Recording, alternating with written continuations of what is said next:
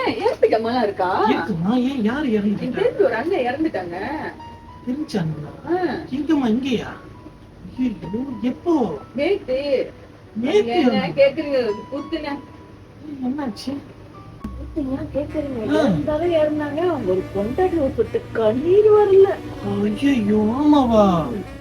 பொண்டாட்டி ஒரு சொட்டு கண்ணீர் விடலையா? என்னம்மா இது? நீ பாத்தியா? அடச்சே. சரி, நீ அழுதியாமா? நானே அழுகணும். அதான் நீ அழுகணும். இறப்புல வந்தவங்க எல்லாம் அழுதாங்களா இல்லையா? ஒன்னு அழுகுது, ஒன்னு அழுகல. ஒரே நாடகம் சொல்லி. அடடே. சரி, நீ எதுக்குமா இந்த இறப்புக்கு போற? யாரு உண்மையா கண்ணீர் சிந்துறா, யாரு பொய்யா போலியா நடிக்கிறா கண்டுபிடிக்கிறதுக்கா? சிஐடி வேலை பார்க்கறதுக்கா போன? எப்படி பேசுறீங்க? வேற எப்படிமா பேசுறது? ஒரு குடும்பத்தோட தூண் இடிஞ்சு விழுந்தா எப்படி இருக்கும் தெரியுமா? நீங்களாம் பாக்கணுங்கிறதுக்காக இறந்தவங்க குடும்பம் விடிய விடிய கதறி கதறி அழுவ முடியும்? காது குத்துக்கு போனா குறை, கல்யாண வீட்டுக்கு போனா குறை, கோயிலுக்கு போனாலும் குறை. இறப்பு வீடுமா, அங்கேயும் நான் குறைய கண்டுபிடிப்பேன்னா நம்மலாம் என்ன ஜென்மம்? வலியும் வேதனையும் அவங்களுக்கு யாருக்கிட்டையும் நிரூபிக்க வேண்டிய அவசியம் இல்லம்மா.